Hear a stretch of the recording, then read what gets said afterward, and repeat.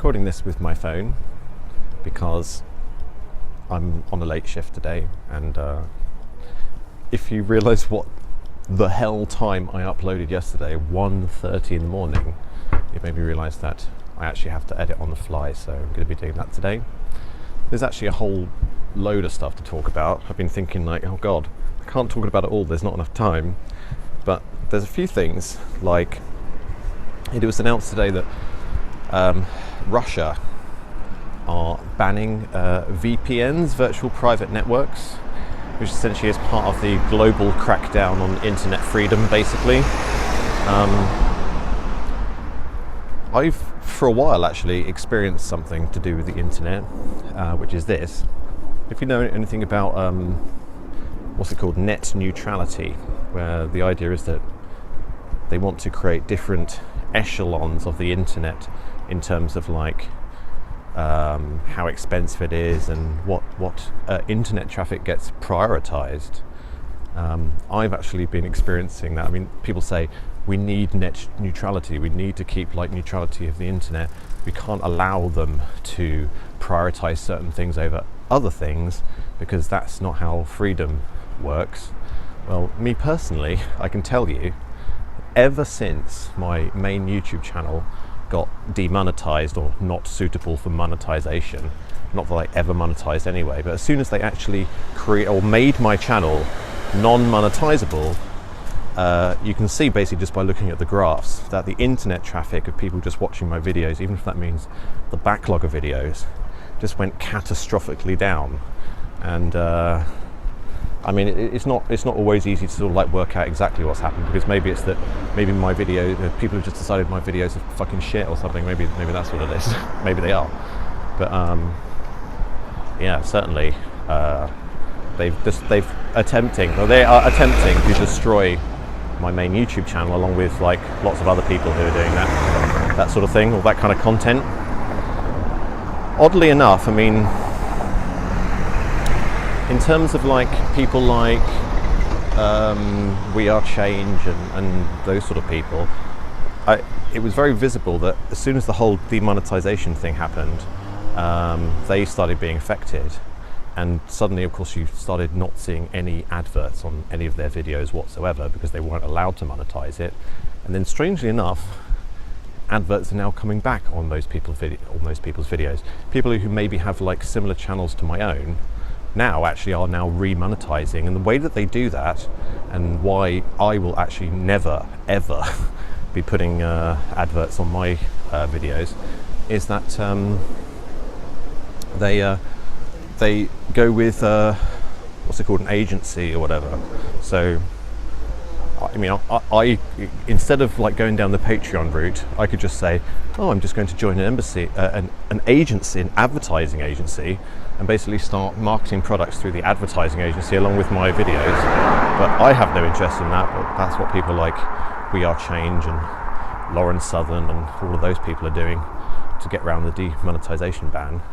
But either way, I mean, again, they don't deprioritize suggesting my videos to people because of their content necessarily.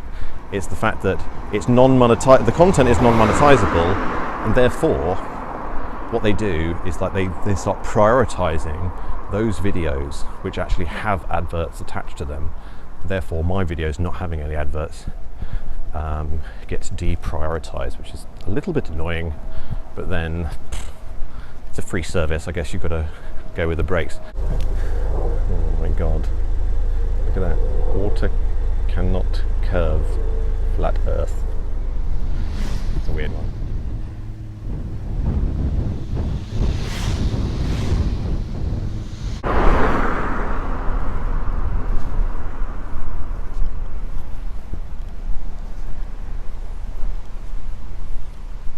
A lot of people are saying that you know, they're really worried about the internet being pinned down or whatever. They call it cyber sovereignty.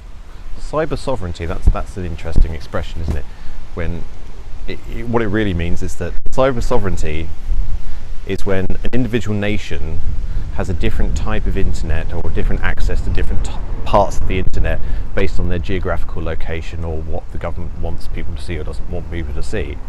And we don't actually have cyber sovereignty in the United Kingdom yet.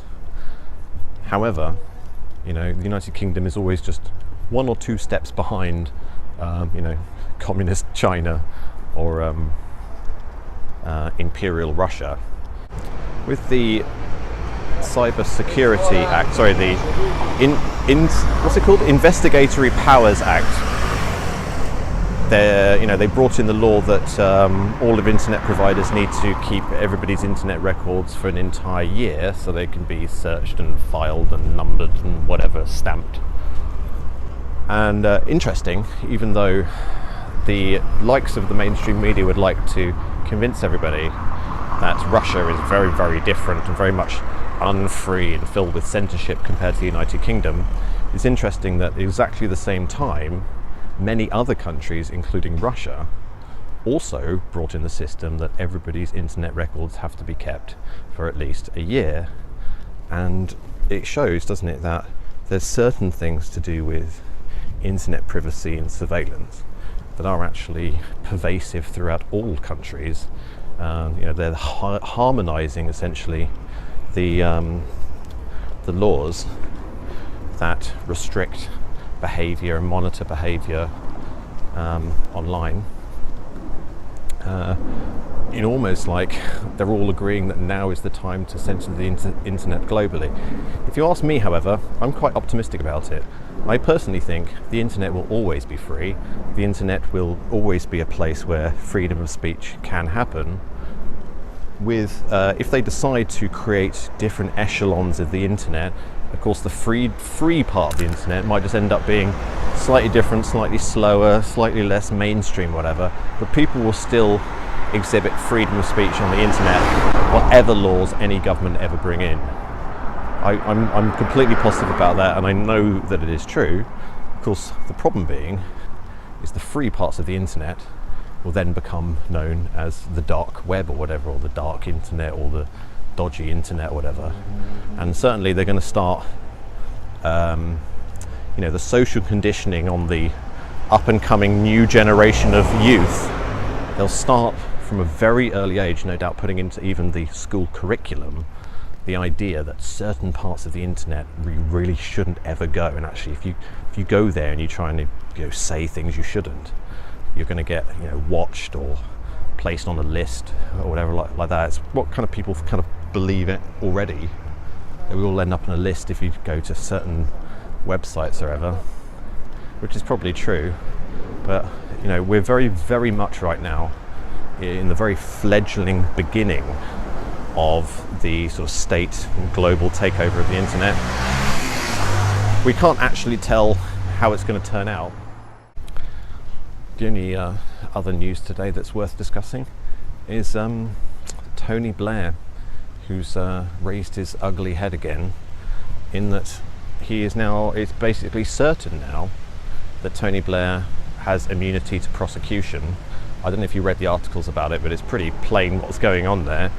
Apparently, the only guy who can actually call for Tony Blair to be prosecuted is this military general from Iraq or whatever, who supposedly wants Tony Blair to be brought up for war crimes, except the very way that this military commander from Iraq phrased the accusations of Tony Blair is what got it all opposed and all thrown out through the High Court or whatever, because they're saying that he's been accused of aggression or something, but there's no law that basically says that aggression is wrong or something.